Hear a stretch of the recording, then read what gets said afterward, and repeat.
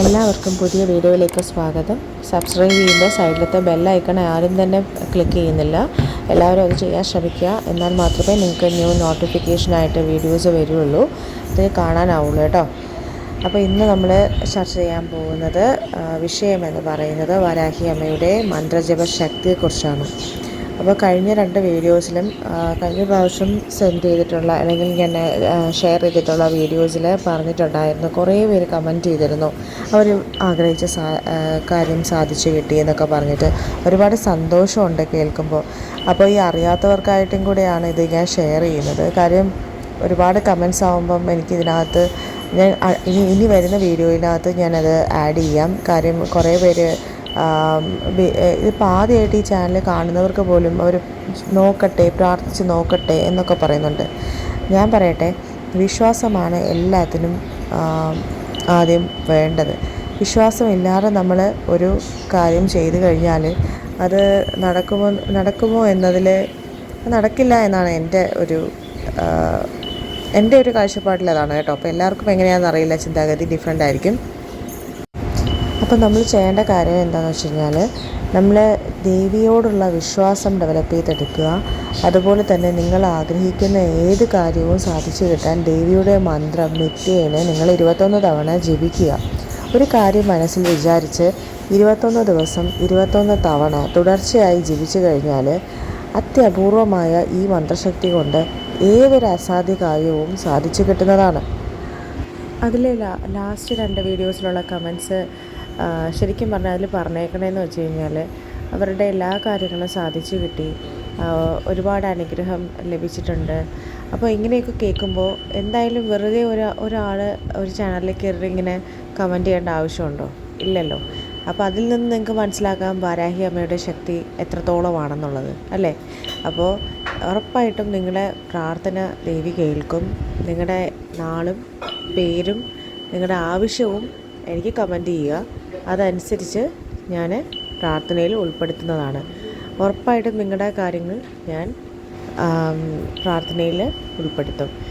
നിങ്ങൾ ചെയ്യേണ്ട ഒരു കാര്യം എന്ന് പറഞ്ഞു കഴിഞ്ഞാൽ, നമ്മൾ ഒരു വിഷമമായ ഒരു സിറ്റുവേഷൻ വരുമ്പോൾ ആരും നമ്മുടെ മനസ്സ് വിഷമിച്ചിട്ടോ അല്ലെങ്കിൽ നമ്മൾ എന്താ പറയുക, മറ്റൊരാളോട് നമ്മളുടെ കാര്യങ്ങൾ ഷെയർ ചെയ്ത് നമ്മുടെ ആ ഒരു സ്ട്രെസ്സ് റിലീവ് ചെയ്യാൻ, അതായത് വിശ്വാസമുള്ള ഒരാളോട് പറഞ്ഞ് ആ ഒരു സ്ട്രെസ്സ് റിലീവ് ചെയ്യാൻ നോക്കുക. അല്ലെങ്കിൽ നമ്മളത് ഉള്ളിൽ കിടന്ന് നമ്മൾ പല രീതിയിൽ നമ്മളെ ബോഡി ആക്ട് ചെയ്യും. അതായത് ഹെൽത്ത് റിലേറ്റഡ് ആയിട്ടുള്ള പ്രോബ്ലംസ് ആയാലും അതുപോലെ തന്നെ എന്താ പറയുക, അത് പല രീതിയിലാണ് നമ്മളെ എഫക്റ്റ് ചെയ്യുന്നത്. നമ്മുടെ ജീവിതത്തിൽ ഒരുപാട് പേരെ അതിൽ എന്താ പറയുക, അവരെയൊക്കെ എഫക്റ്റ് ചെയ്യും. നമ്മുടെ ഫാമിലിയിലെ ഓരോ മെമ്പേഴ്സിനെ എഫക്റ്റ് ചെയ്യും.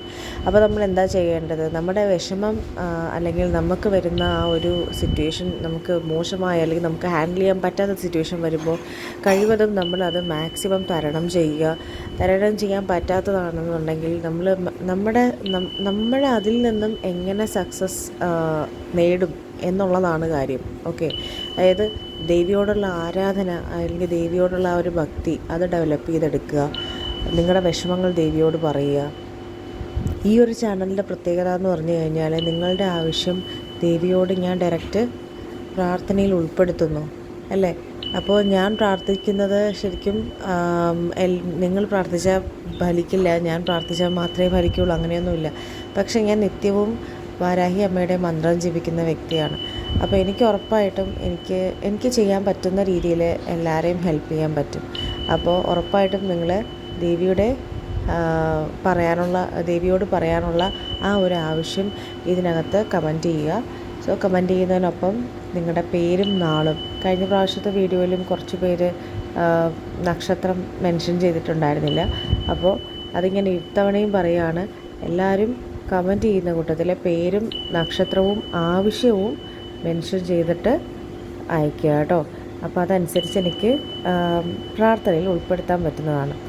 ആരും തന്നെ വിഷമിക്കേണ്ട ആവശ്യമില്ല. എല്ലാവരുടെ ജീവിതത്തിലും ഉണ്ടാകുന്ന കാര്യങ്ങളാണ് സന്തോഷവും സങ്കടവും. ചിലപ്പോൾ രണ്ടും കലർന്ന ഒരു ജീവിതമായിരിക്കാം, അല്ലെങ്കിൽ സന്തോഷം മാത്രം, അല്ലെങ്കിൽ സങ്കടം. ചിലപ്പോൾ എന്തായാലും ഒരു സന്തോഷമുള്ളിടത്തൊരു സങ്കടം എന്തായാലും കാണും, അല്ലേ?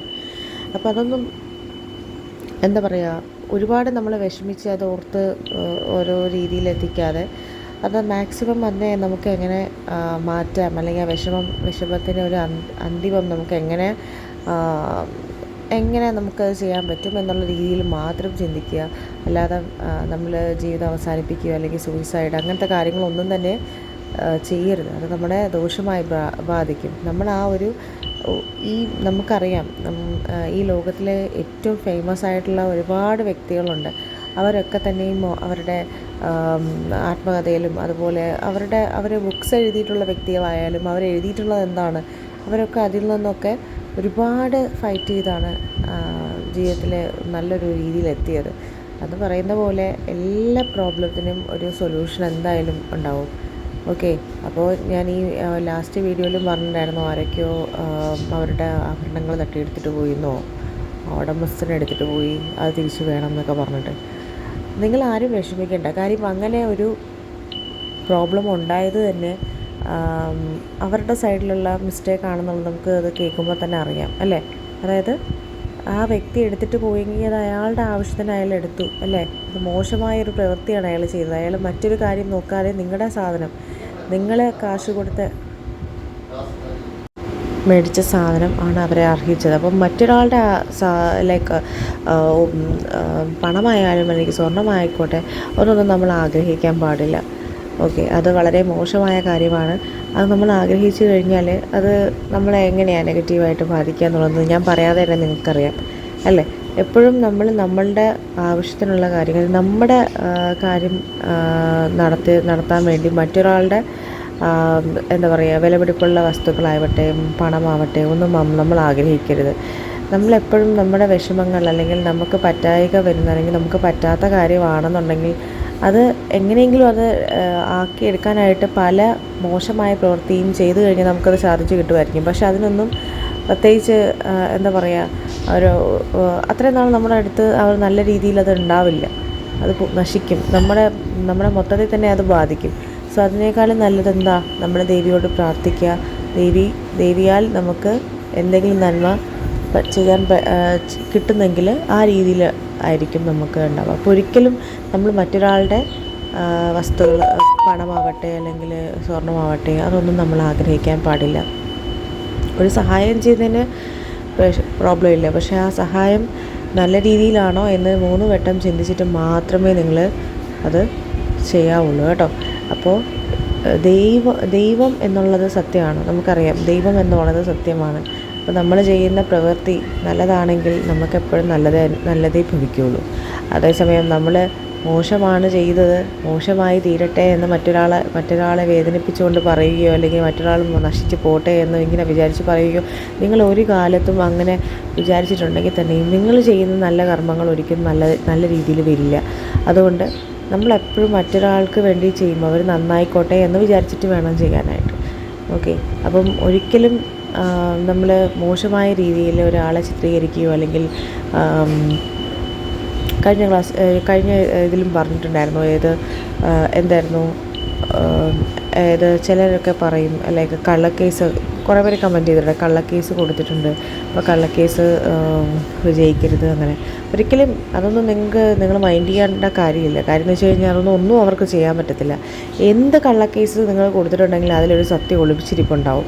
അത് നിങ്ങൾ അറിയാത്തൊരു സത്യം, അതെന്തായാലും അത് പുറത്ത് വരും. പുറത്ത് വന്നു കഴിഞ്ഞാൽ അത് ബാധിക്കുന്നത് അവരെ തന്നെയാണ്.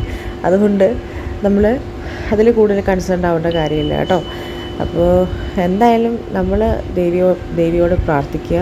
ദേവിയാൽ അവരെ ഭസ്മമാക്കാൻ പറ്റുമെങ്കിൽ അതവർ ഉറപ്പായിട്ടും ദേവി അത് ചെയ്തിരിക്കും. ഓക്കെ, അവരൊരിക്കലും നന്നാവത്തില്ല.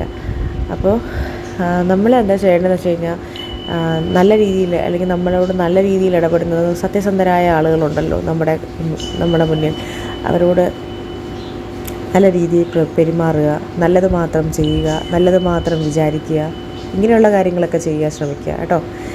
അപ്പോൾ ഇത്രമാത്രം ഞാൻ പറഞ്ഞ് അവസാനിപ്പിക്കട്ടെ. എല്ലാവരും പേരും നാളും ആവശ്യവും കമൻറ്റ് ചെയ്യാൻ മറക്കരുത്. മാക്സിമം വീഡിയോസ് സ്കിപ്പ് ചെയ്യാതെ കാണുക. ഇതിൽ പറയുന്ന കാര്യങ്ങൾ മുഴുവനായിട്ട് നിങ്ങൾക്ക് കേൾക്കണമെങ്കിൽ മൊത്തം വീഡിയോ കണ്ടാലേ മനസ്സിലാവുള്ളൂ. ആദ്യമായിട്ട് സബ്സ്ക്രൈബ് ചെയ്യുന്ന വ്യക്തികളാണെന്നുണ്ടെങ്കിൽ സൈഡിലെ ബെൽ ഐക്കൺ ക്ലിക്ക് ചെയ്യാതെ പോകരുത്. അത് ചെയ്ത് കഴിഞ്ഞാൽ മാത്രമേ നിങ്ങൾക്ക് ഇനിയുള്ള വീഡിയോസ് നിങ്ങൾക്ക് വരുള്ളൂ, നോട്ടിഫിക്കേഷനായിട്ട് വരുള്ളൂ കേട്ടോ. അപ്പോൾ അത് ശ്രദ്ധിക്കാൻ ശ്രമിക്കുക. പിന്നെ ഇന്നത്തെ ഞാൻ മന്ത്രജപം ഒരു സ്പെഷ്യൽ മന്ത്രജപമാണ്. ഈ ഒരു മന്ത്രജപത്തിൻ്റെ പ്രത്യേകത എന്ന് പറഞ്ഞു കഴിഞ്ഞാൽ അതായത് തൊഴിൽ ലഭ്യത, അതുപോലെ തന്നെ നമ്മുടെ കുടുംബ ഐക്യം, ഓക്കെ, പിന്നെ അതുപോലെ നിഗ്രഹം. അപ്പം ഇതിനെല്ലാത്തിനും ഭയങ്കര നല്ല രീതിയിൽ നമ്മളെ ഭവിക്കുന്ന, അല്ലെങ്കിൽ നല്ല രീതിയിൽ നമുക്ക് കിട്ടുന്ന ഒരു പ്രാർത്ഥിച്ചാൽ അത്രയും നമുക്ക് ഹെൽപ്പ് ചെയ്യുന്ന ഒരു മന്ത്രമാണ് ഈ മന്ത്രം കേട്ടോ. അപ്പോൾ ഇത് 21 ദിവസം തുടർച്ചയായി ജപിക്കുക വഴി നിങ്ങൾക്ക് ഈ ഒരു കാര്യം സാധിച്ചു കിട്ടുന്നതാണ്. ഓക്കെ, ഒരു 5 മിനിറ്റ് ദേവിക്ക് വേണ്ടി മാറ്റി വയ്ക്കുക. നിങ്ങളുടെ ജീവിതം തന്നെ മാറ്റിമറിക്കും, ഉറപ്പാണ്. ഓക്കെ, അപ്പോൾ ഞാൻ ആ മന്ത്രം ഏതാണെന്ന് മെൻഷൻ ചെയ്യാം, നിങ്ങൾ കൂടെ ചൊല്ലുക. ഓക്കെ, ഓം ജഗദംബായേ നമഃ. ഓം ജഗദംബായേ നമഃ. ഓം ജഗദംബായേ നമഃ. ഓം ജഗദംബായേ നമഃ. ഓം ജഗദംബായേ നമഃ. ഓം ജഗദംബായേ നമഃ. ഓം ജഗദംബായേ നമഃ.